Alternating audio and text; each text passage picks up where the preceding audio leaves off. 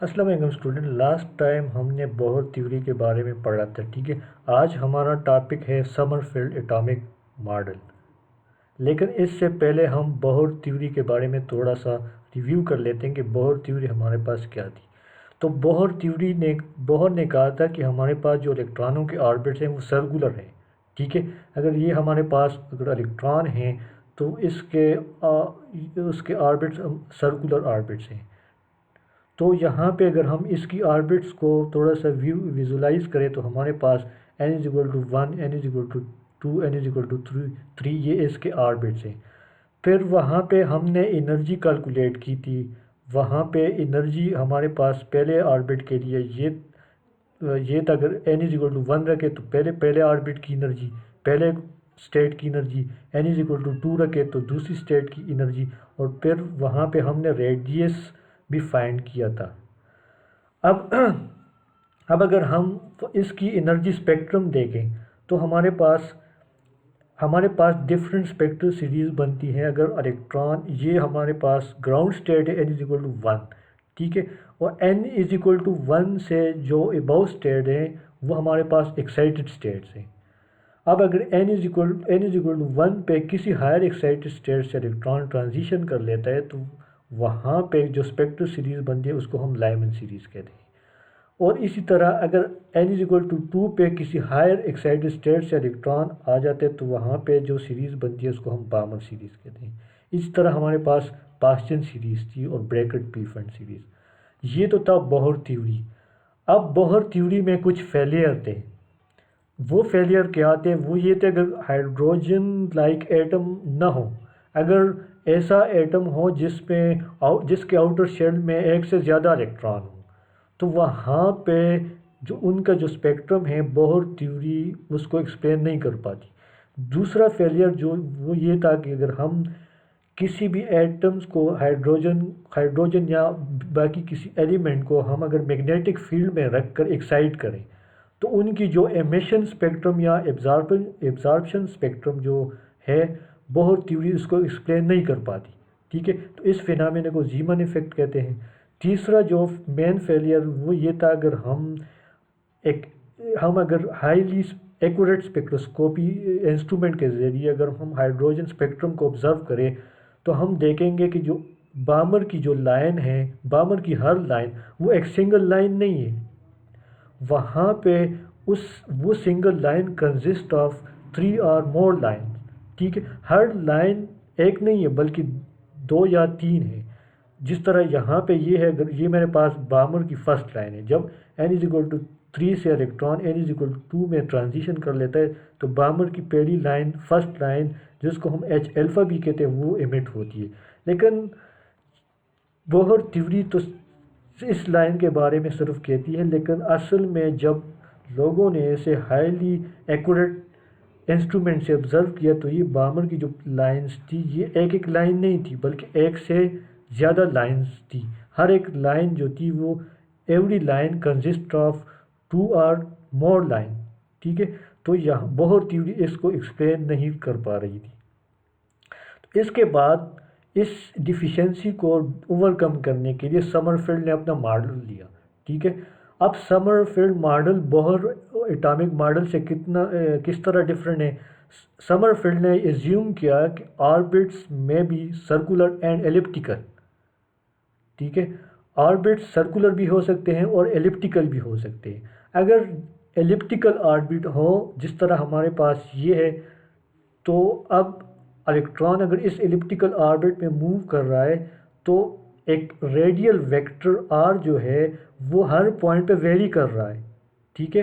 तो यहाँ पे जो यहाँ एलिप्टिकल ऑर्बिट के लिए हमारे पास दो कोऑर्डिनेट्स हैं, एक रेडियल वेक्टर आर और एक रेडियल वेक्टर आर और एक रेडियल वेक्टर आर जो एंगल बनाता है एक्स एक्सिस के साथ। अगर हम इसको एक्स एक्सिस मान लें तो एक्स एक्सिस के साथ जो रेडियल वेक्टर फाई बनाता है वो हमारे पास दो कोऑर्डिनेट्स आ जाते हैं, एक रेडियल वेक्टर और एक फाई।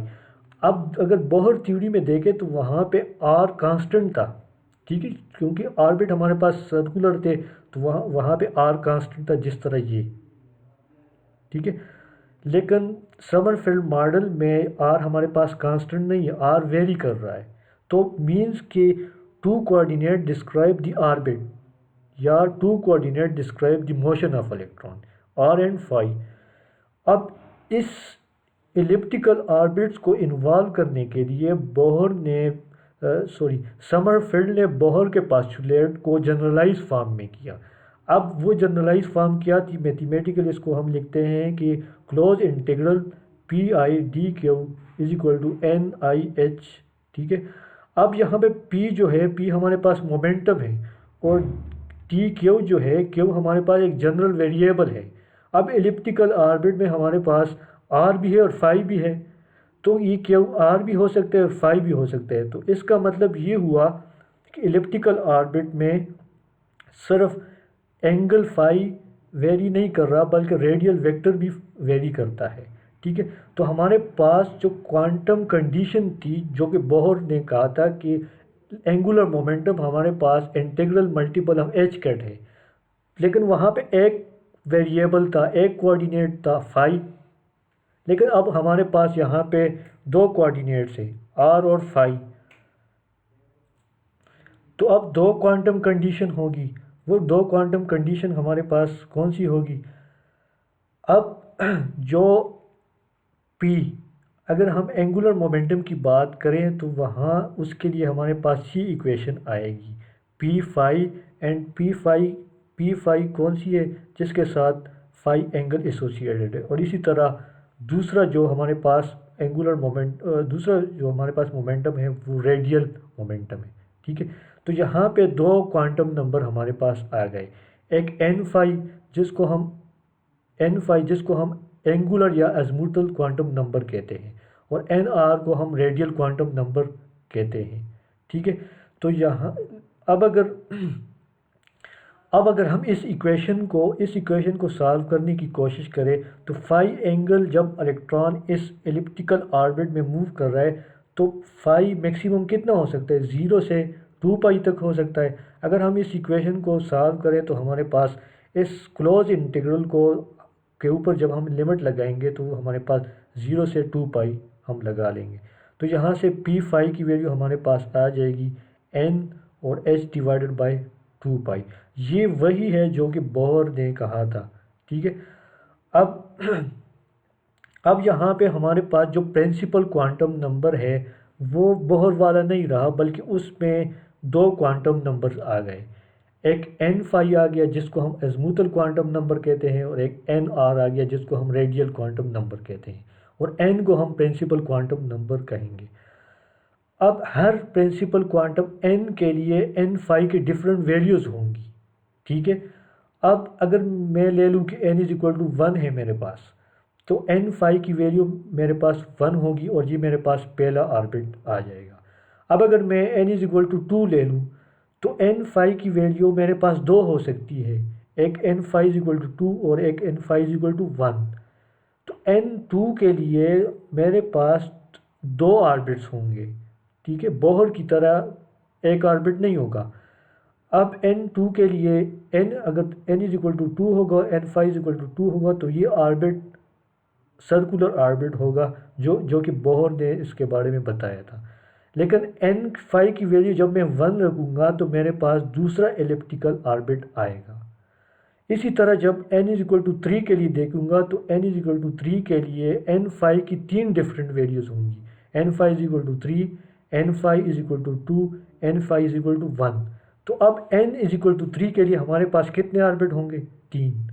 ठीक है, तो अब n phi is equal to अब अगर हम n इज इक्वल टू 4 लिख लें तो एन 4 के लिए हमारे पास एन फाई की 4 वैल्यूज़ होगी। N phi is equal to 4, n phi is equal to 3, n phi is equal to 2 and n phi is equal to 1। तो एन 4 के लिए हमारे पास 4 ऑर्बिट्स होंगे।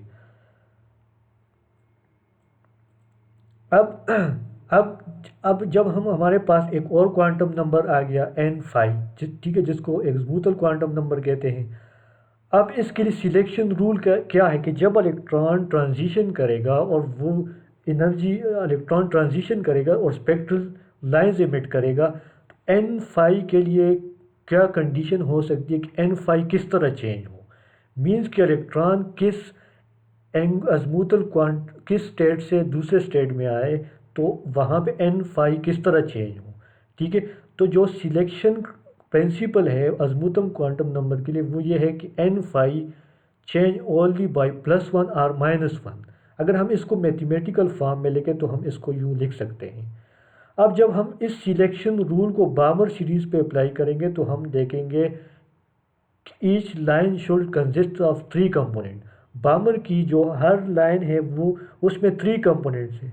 ठीक है, जिस तरह हम यहाँ पे देखें कि n=3 से जब इलेक्ट्रॉन n=2 पे आएगा तो n=3 के लिए 3 ऑर्बिट हैं, तो जब इलेक्ट्रॉन इन 3 ऑर्बिट से इन टू ऑर्बिट्स में आएगा तो हमारे पास एक लाइन की बजाय 3 लाइन इमिट होंगी। ये सिलेक्शन रूल याद रखिएगा। यहाँ ये एक एमसीक्यूज़ में ये आ सकता है कि जो सिलेक्शन क्राइटेरिया है अज़्मुतल क्वांटम नंबर के लिए वो क्या है। ठीक है, तो यहाँ से ये एक एमसीक्यूज़ बन सकता है कि जो azimuthal quantum number can change only by +1 और -1। ठीक है, अब अगर हम अपने लेक्चर को समराइज़ कर लें तो हमारे पास बोहर थ्योरी ने इंट्रोड्यूस करवाया प्रिंसिपल क्वांटम नंबर जिसको हम एन कहते हैं, और समरफील्ड ने इंट्रोड्यूस करवाया अज़्मुतल क्वांटम नंबर। ठीक है, तो अगर हम थ्रू आउट इस लेक्चर को देखें तो इसमें एग्ज़ामिनेशन पॉइंट ऑफ व्यू से कौन कौन से हमारे पास एमसीक्यूज़ बन सकते हैं, वो ये कि बोहर थ्योरी में क्या फेलियर थे। बोहर थ्योरी ये कि बोहर थ्योरी जीमन इफ़ेक्ट को एक्सप्लेन नहीं कर पाती।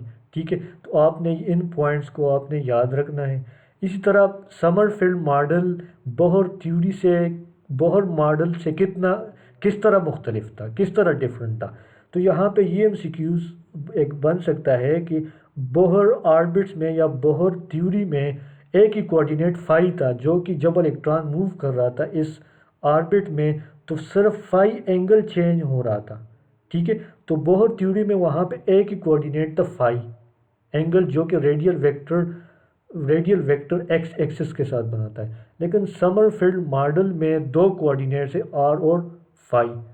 ठीक है, और इसी तरह 2 क्वांटम कंडीशन होंगी, और इस तरह इलिप्टिकल ऑर्बिट्स हमारे पास इस तरह बनेंगे कि अगर n=5 आ जाए तो n=5 के लिए ये यहाँ पे ये एमसीक्यूज़ बन सकता है कि अगर n=5 हो तो कितने n=5 के लिए कितने अलाउड ऑर्बिट्स बन सकते हैं। तो n=5 के लिए पॉसिबल अज़्मुतल क्वांटम नंबर जो होंगे वो 5 होंगे। n5 n5 n5 n5 and n5 तो हर प्रिंसिपल क्वांटम के लिए जितना अगर प्रिंसिपल क्वांटम नंबर होगा n क्वांटम जिस तरह यहाँ पे है, अगर प्रिंसिपल क्वांटम 3 हो तो पॉसिबल ऑर्बिट ये बनेंगे। ठीक है, तो अगर मैं अपने लेक्चर को आज के लेक्चर को कंक्लूड करूं तो यहाँ पे मैं इस तरह कर सकता हूँ कि बोहर ने प्रिंसिपल क्वांटम नंबर दिया और समरफील्ड ने अज़्मुतल क्वांटम नंबर दिया। और अब हमारे पास अब आज के लिए इतना ही, और अब हम इंशाल्लाह इसको नेक्स्ट लेक्चर में देखेंगे।